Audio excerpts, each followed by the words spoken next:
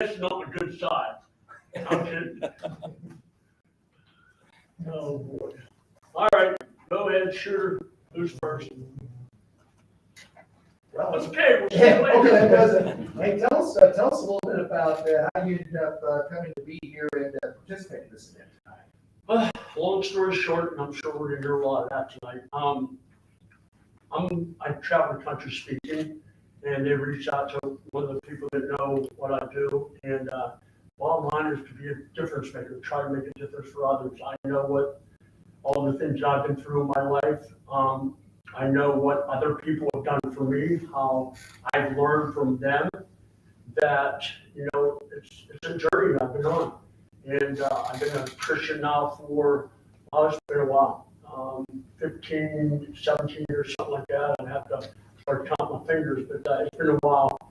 And when they reached out to me, it was, I said it was a no-brainer. And of course, getting to meet Brian, he was a gentleman that now we're really good friends, and I couldn't be him back, so that's going to be fun. But really, to be able to make a difference for others, especially young kids, having them understand that no matter what you do in life, nothing's easy, but you work through, persevere through it, and you don't have to be a Hall of Famer, you don't have to be a professional to be a difference maker, to be a young kid, to be a truck driver, to be somebody who works 9 to 5. So I understand what it's like to have people that surround you that make you a better person. You have gone through, someone could say, almost a Joe-esque journey in life. A lot of trial, a lot of error, a lot of things that didn't go your way. Why is it that you chose to do it as opposed to walking away from it? Well, again, a long story because my life, it has been rough, and it's a roller coaster ride. It has been since I was young. But the bottom line is I was always brought up to never give up on anything in your life, and for the things that I've been through, and I was one of those guys that I ran from God. I was one of those with mad because going through the things that I went through early, and then my senior year in college, I broke my shoulder out. They told me I'd never play football again, and then the weird thing is wanting to go pro ever since I was a little boy, and drafted by Buffalo, which I did not want to go to. And I wound up going to USFL for 2 years. But to be honest with you, one of the best decisions I ever made was becoming a Buffalo Bill. And then going to the 4 Super Bowls, and all excited you're going there, and then all of a sudden, boom, you lose. And we did that 4 years in a row. And then of course, I decided to retire from the NFL. I had a number of concussions. I had a lot of injuries. And I said, no, it's time for me to kick back, relax, and enjoy life. And then 2 weeks later, Valentine's Day, my second child was born, and it was a son. It was born on my birthday. So all the dreams I had, all of it, the script was already written, everything was already written. I was pumped, I was excited. Everything I wanted that boy, because I already had a girl.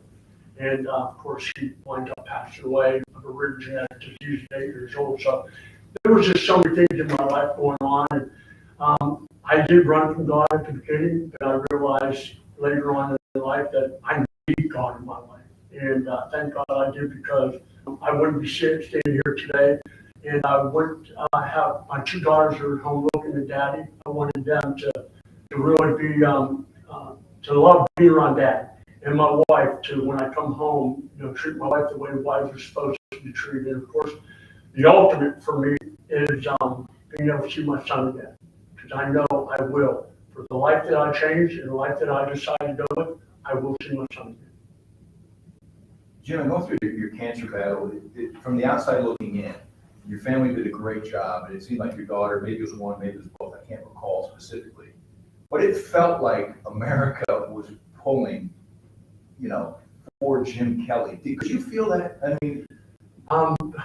Back then, the only thing I felt was pain. Yeah, to a certain point, because I'm a very private person. I yelled at my wife, my cancer. I said, why are you sharing this with everybody? I don't want anybody to know this. And she said, you need as many people to pray for you as possible. I knew I had cancer, but in my back of my mind, I was in a cancer spot. I didn't know, I wasn't worried about it. I didn't know all the things that I was going to wind up having to go through. And now I get it. I get it that I wouldn't be here today if it wasn't for God. God had plans for me, and we, Steve, will be talking about this today, but it wasn't easy, but I'll tell you what, when we talk, I always talk about my 4 F's. I know that other people have different ways of looking for F's. My number one is my faith in good Lord, because when I was going through all those things, I didn't know that he was setting me up for what he had down the line. And that's speaking, that's traveling the country, speaking to people, trying to be a difference maker. And the words that I use is making a difference today for someone who's fighting for their tomorrow. Because I met so many people over the years that I've been speaking that they know people that have given up on their life. They have given up personally. They walk away from whether it's marriage or whether they, not doing well, they don't feel well, and they know people that have taken their own lives. And you just hope when people leave here, especially tonight, they'll understand that, you know what, I can be a difference maker, because you don't have to, as I said, you don't have to be wearing a gold jacket. You don't have to be, an NBA player or, a great artist. As I said before, it could be a 9-to-5 person. I know how many caremakers, caregivers in the hospital, the people that are there. Not everybody had what I had. I had, I had my wife, my 2 daughters. I had all my buddies. I had my 5 brothers. And they would never let me give up on anything anyway. So, I remember one day, and I'll never forget this, I was feeling bad. I was hurting. I didn't want to do anything. And they came up and said, "Hey, Jim, how you feeling today?" I go, a little tired, not feeling real good. And they said, let's go for a walk. And then I don't feel like, get up, you're going for a walk with us. So they would never let me give up anyway. So, but it helped me realize, you're not going to give up, which I wasn't going to anyway, but I've learned so much, not only from my father who raised, 6 boys, but what my son went through and what my wife has been through. I am blessed. My wife is my everything. She really is. She went through all the 8.5 years with Hunter. She went through all the BS that I gave her. She went through my 4 bouts with cancer, and and now my one daughter has Lyme disease. So we're just never stop.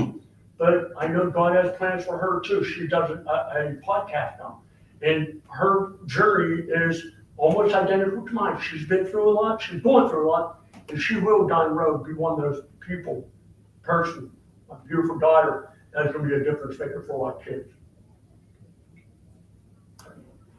But there'll be a lot of kids in the audience tonight that have coaches that talk about, they're trying to teach them lessons on the field, but just as much off the field.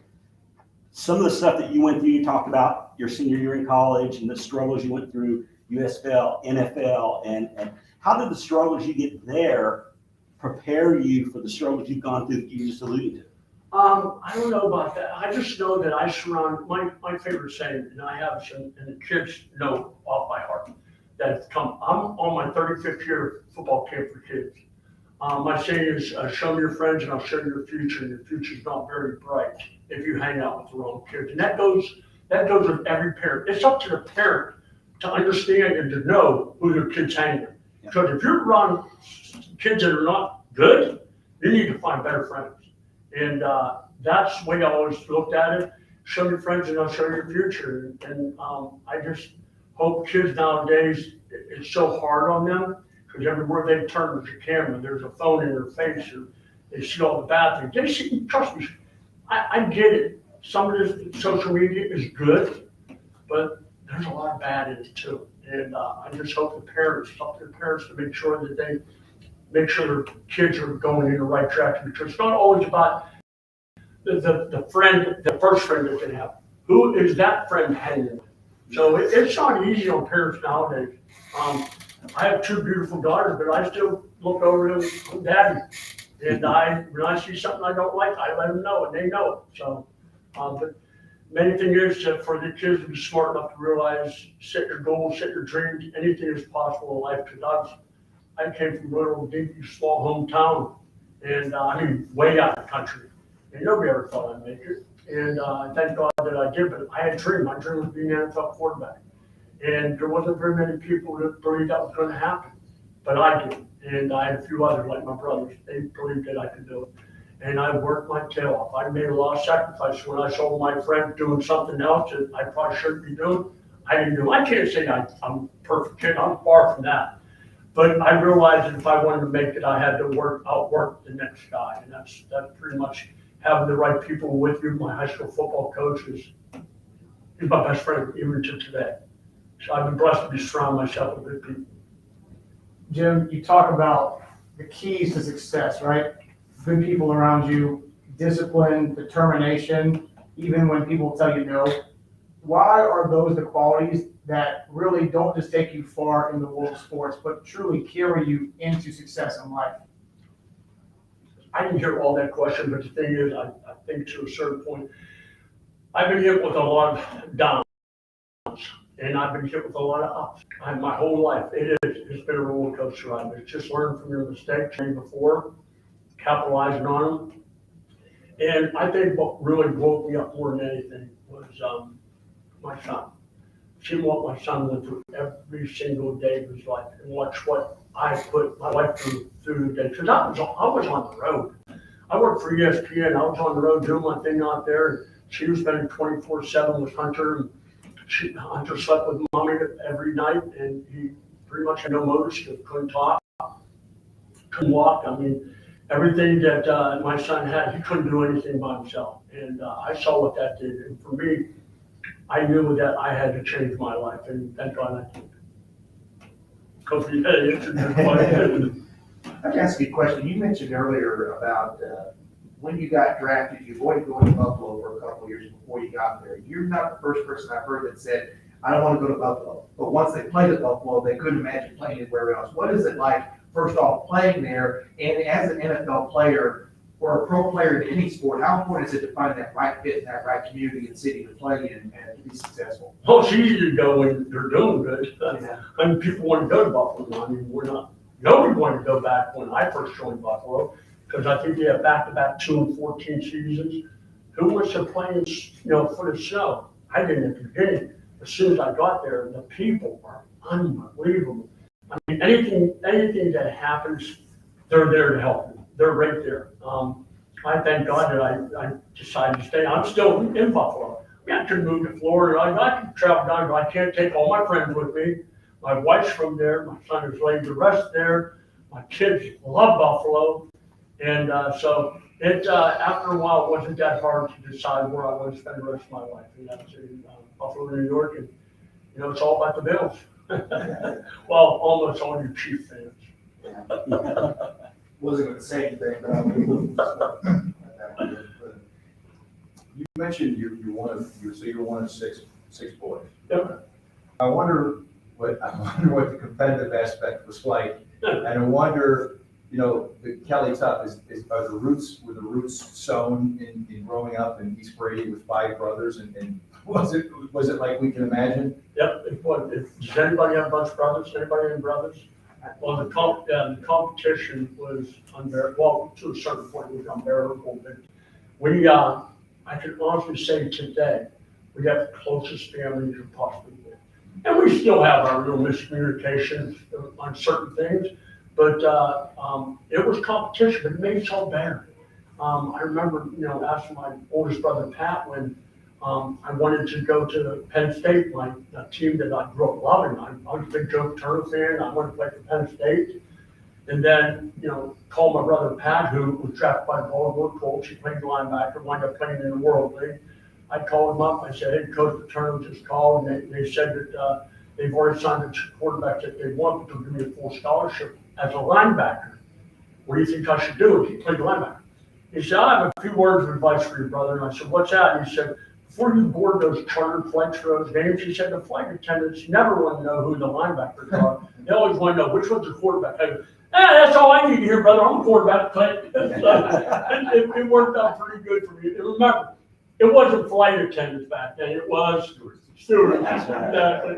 So where do you fall in the six? I'm in the middle. Okay. And I just, what's your name? Chris. I told Chris a story. Long story short is my dad got out of the Navy, fell in love with my mother. They got married. They had started out with 3 boys. And Dad didn't want any more kids. And Mom said, well, we'll try for a girl. They had me to make it 4 boys. And then, my dad, like, no more kids. 4 boys, it's hard enough feeding them. And my mother, you know, being a stubborn, feisty Irish woman, she goes, oh no, we're gonna give her one more try for that girl. 20 boys. So now we're 6 boys, but I'll tell you what, I'm serious. We're the closest family we can possibly be. I am so blessed. The brothers, not one of them ever asked for anything, not one of them ever was jealous of what I had. They helped me get to where I'm at. So, I'm blessed. Think about the changes in the NFL. Sorry? The changes in the NFL, the protection of the quarterback so much more than the hits you had to take. Yeah, that's bold.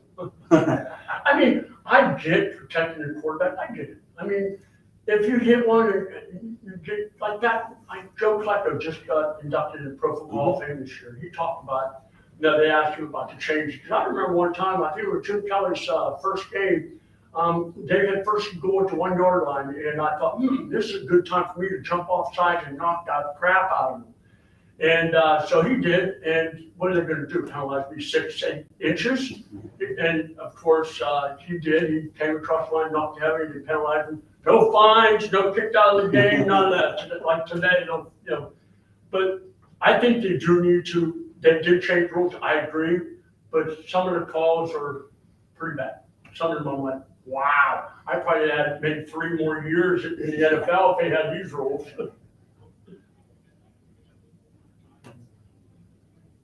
All good? I think I'm good. All right? Appreciate it. You're welcome. Thanks, guys. Thank you, Mr. Kelly. I go, my, you got my pleasure. Thank you, guys.